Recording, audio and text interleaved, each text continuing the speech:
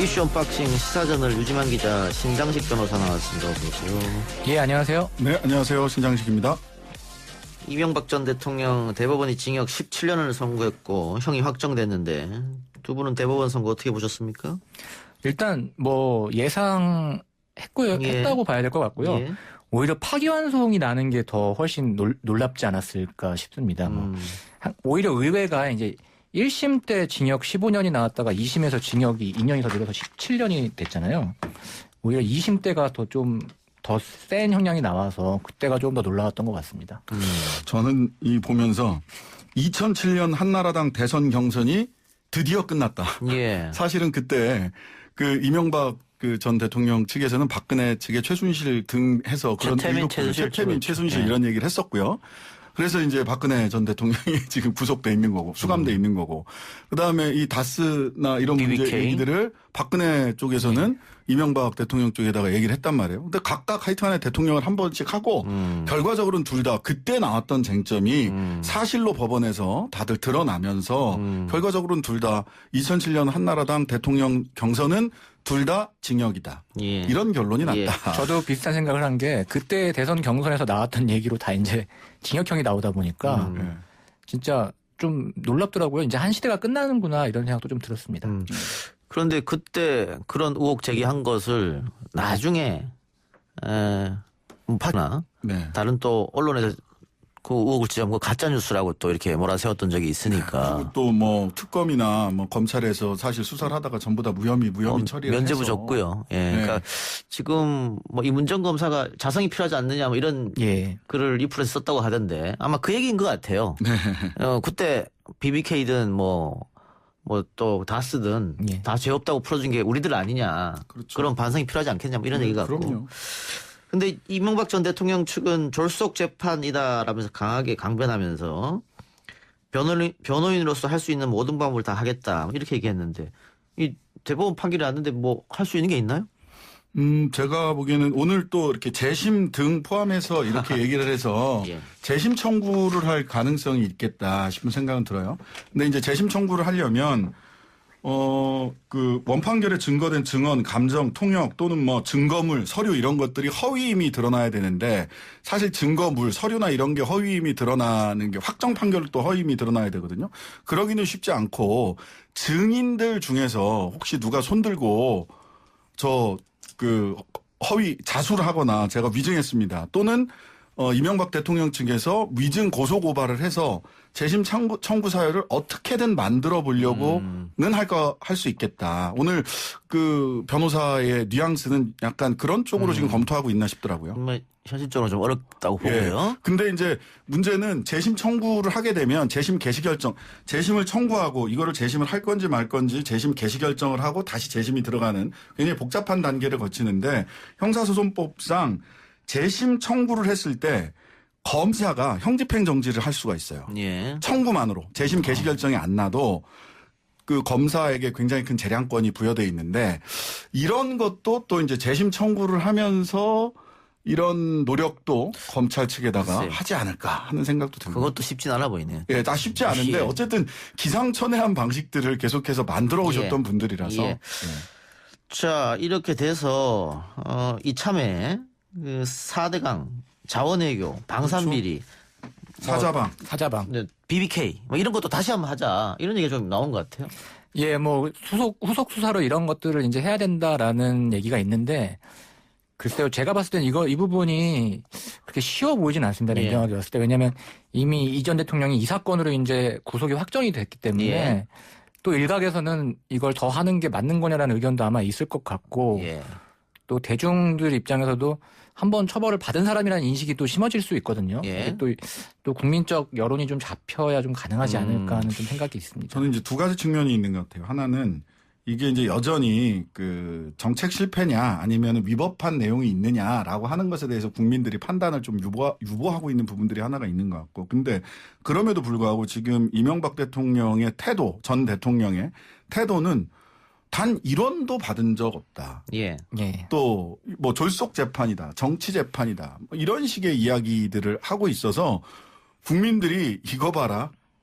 하는 굉장히 감정적으로 오히려 뭐 유감을 표명한다든 이런 게 일도 없거든요. 그러다 보니까 이거는 뭐 검찰에서 시작을 안 하면 아마 국민들이나 시민사회 단체에서라도 뭔가 이 조치가 있어야 되는 거 아니에요? 사실관계 확인하자. 뭐 시민단체에서 한다고 하더라도 사정당국이 움직이지 않으면 그러니까 그런 여론들이 끌어오를 개연성은 있다라고 저는 보입니다. 그러니까 이명박 전 대통령의 태도 부분이 아무래도 저도 좀 걸리는 부분이 있습니다. 이게 말씀하신 대로 국민적 분노를 더 고취시키지 않을까 하는 우려가 좀 있어서 좀 추후의 상황을 봐야 될 것 같습니다. 예, 알겠습니다. 자, 징역 17년 선고에 대한 여야 반응은 어떻게 나왔나요? 예, 일단 신영대 더불어민주당 대변인은 국민의힘은 이명박 박근혜 전 대통령의 비리에 대해 국민에게 사과하고 과오를 되풀이하지 않기 위해 공수처 출범에 협조해야 한다라고 말을 했고요.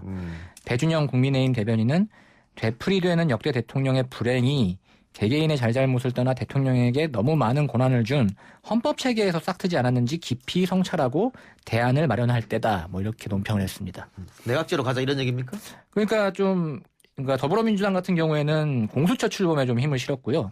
국민의힘 같은 경우에는 뭐 내각제를 비롯한 뭐 그런 대안 방향에 대해 좀 힘을 실었다고 볼 수 있을 것 같아요. 근데 김종인 위원장이 사과 이야기는 했었잖아요. 네. 근데 지금 사과는 아직 안 했고. 네.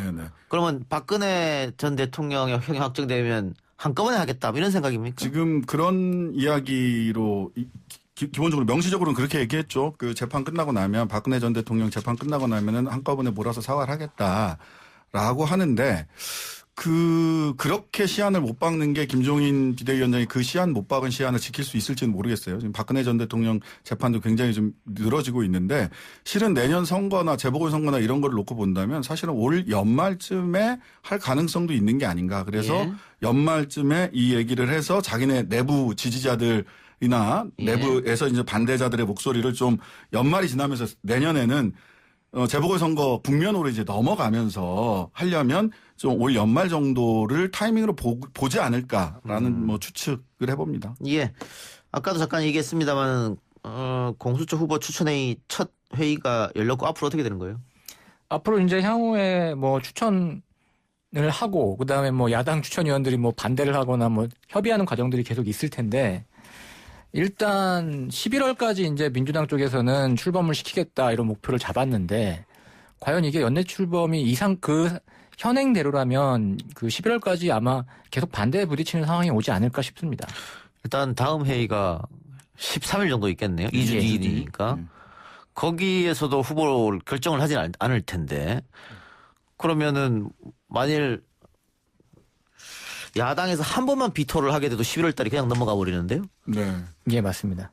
그래서 일단은 야당이 계속해서 정말 훌륭한 분임에도 불구하고 비토를 하는지를 봐야 되겠죠. 따박따박 저는 일단 기존 절차를 따박따박 좀 지켜나가는 게 제일 중요하고 이렇게 따박따박 절차를 지켜나감에도 불구하고 야당이 사실은 굉장히 무리하게 비토권을 행사하고 있다. 누가 봐도 비토권을 남용하고 있다라고 한다면 법을 바꿔서라도 뭐 연내 또는 늦어도 내년 초까지는 뭔가 그 공수처장을 임명을 해서 공수처 정상적으로 출범시켜야 되지 않겠느냐라는 국민적 여론이 환기가 될 수 있겠다. 그래서 저는 지금은 따박따박 현행법의 절차를 지키는 것이 되게 중요하다. 이런 생각이 듭니다. 이게 예정대로 안 되면 결국에는 민주당 입장에서는 이제 개정을 할 수밖에 없는 상황이거든요. 근데 개정을 하려고 해도 말씀하신 대로 뭔가 명분이 있어야 하는 거기 때문에 아마 계속 반대에 부딪히게 되면 결국은 할 수밖에 없겠죠. 이제 그 과정을 밟는 거라고 보여집니다. 그러니까 비토권을 제도가 보장한 비토권을 적절히 사용하고 있느냐 아니면 남용하고 있느냐. 예. 예, 요게 이제 이 공수처법을 개정하는데 관건이 될 거라고 보입니다. 알겠습니다. 검찰 내부 이야기로 넘어가겠습니다. 추미애 장관과 일선 검사들이 지금 맞붙는 양상인데 오늘 이프로스 게시판이 굉장히 시끄러웠던 것 같고 댓글도 엄청 달렸고 추 장관을 비판하는 목소리 또 이문정 검사에 대한 비판 목소리가 많은 것 같아요. 예, 어제 이제 뭐 검사들이 이프로스에 뭐 나도 커밍아웃 하겠다 뭐 이런 글에 이제 동조하면서 대량의 이제 댓글이 달렸고 오늘 이제 이문정 검사 같은 경우에는 검찰이 과거를 먼저 반성한 이후에라도 얘기를 하는 게 옳지 않냐는 글을 올렸는데 또 그거는 또 예상대로 이제 수많은 반대에 좀 부딪혔습니다. 그 때문에 좀 시끄러웠는데요. 이거 뭐 이걸 집단 반발이라고 좀 보기까지는 좀 힘들 것 같고요. 예. 예전에 뭐 검란이라고 하는 사태로 불리는 사건들이 좀 있었지 않습니까? 그 정도는 아닌 것 같고 일단 추 장관이나 법무부 쪽에서도 크게 신경을 쓰는 것 같지는 않습니다. 예.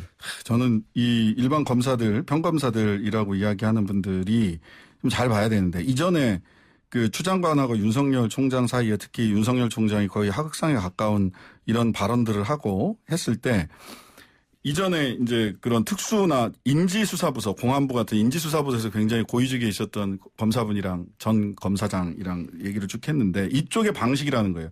특수통에서도 귀족 특수가 있고 변방 특수가 있고, 그러니까 귀족 특수라고 하면 흔히 얘기하는 그 2016년 부패범죄 특별수사단처럼 예. 이렇게 한 11명 정도 쫙 모여있는 지금 많은 사건들을 불러일으키고 있는 사람이죠. 뭐 이주영 변호사라든지 뭐 한동훈 전 검사장이라든지 이런 분들 귀족 특수와 저 시골에서 일하는 변방 특수가 있다는 거죠. 그리고 귀족 특수가 공격받으면 변방 특수를 끌어안고 야 특수부가 다 공격받는다 이렇게 얘기를 하고 그 특수부 전체가 공격받으면 공안부서까지 해서 인지수사부서를 다 자기 편으로 만들고 그러고 나면 그래도 안 될 것 같으면 검찰 전체가 위기다라고 하면서 평검사들을 선동을 한다는 겁니다. 그래서 그분 말씀은 순진한 평검사들, 형사부, 공판부에서 열심히 일하는 우리 순진한 평검사들이 제발 그 선동에 놀아나지 않았으면 좋겠다라고 한 걱정을 하시더라고요. 근데 그 걱정이 지금 이프로스 내부에서는 슬금슬금 그 검사장님이 전 검사장님이 그 우려했던 사태가 지금 벌어지고 있는 거예요. 그래서 저는 공판이나 형사부서에서 열심히 일하셨던 이 평검사님들이 검찰 전체에 대한 공격이 아니라 일부 귀족 특수가 보여줬던 검찰의 정치적 행태, 검찰 정치를 좀 청산해가는 과정이다라고 좀 봐야 되지 않냐.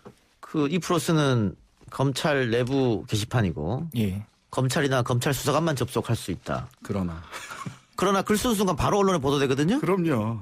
그러니까 이거는 더 이상 내부 게시판이라고 볼 수 없기 때문에 이것도 어떻게 보면 정치의 일환이 아닌가. 검찰 정치의 하나의 되게 유효한 네. 중요한 도구죠. 예. 왜냐하면 그거 쓰고 또 그것을 기자들한테 던져주는 사람이 있기 때문에. 그럼요. 그러니까 아주 오래전 같은 경우에는 이제 검찰에 이제 특수와 공안이라는 두 축이 있어서 사실은 총장이나 이제 법무부 장관 같은 경우에 이쪽에 어느 쪽 힘이 빠진 쪽에 좀 힘을 실어주는 인사를 통해서 이제 힘의 균형을 좀 맞추는 측면도 있었거든요.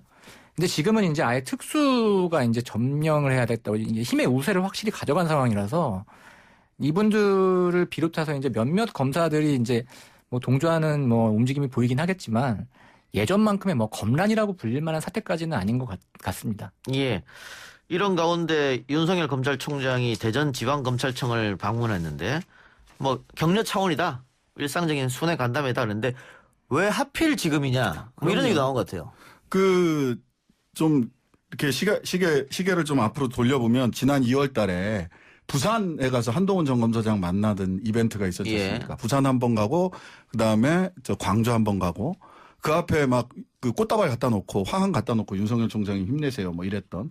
그러고 나서 이제 대검 앞에 또 꽃다발이 있었고 이번에 대전 가고 하는 거는 이거는 거의 정치적 행보다. 자기 코어 지지층을 집결하기 위한 정치적 행보가 아니냐. 그다음에 검찰 내부를 지금 검찰에 짐이 되는 거 아니냐라고 하는 비판도 받고 있거든요. 그러니까 검찰 내부를 단돌이 하고 또는 자기 코어 지지층을 형성해 가려고 하는 정치적 행보가 아닌가라는 추측을 하게 되죠. 왜냐면은 이 국정감사장에서 어떻게 하면 국민들에게 도움될 수 봉사할 것인가 이런 얘기를 했기 때문에 퇴임 이후에 결국은 정치한다는 얘기 아니냐. 네.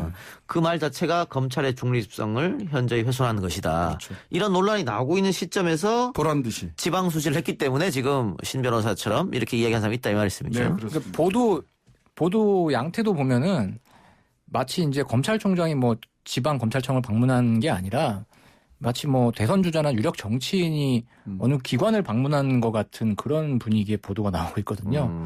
사실상 본인은 정치적 의도가 없었다 할지라도 이미 정치에 좀 발을 많이 걸친 거 아닌가 싶습니다. 그런 비판이 있다. 알겠습니다. 오늘 두 분 말씀 여기까지 듣겠습니다. 수고하셨습니다. 네, 감사합니다. 감사합니다.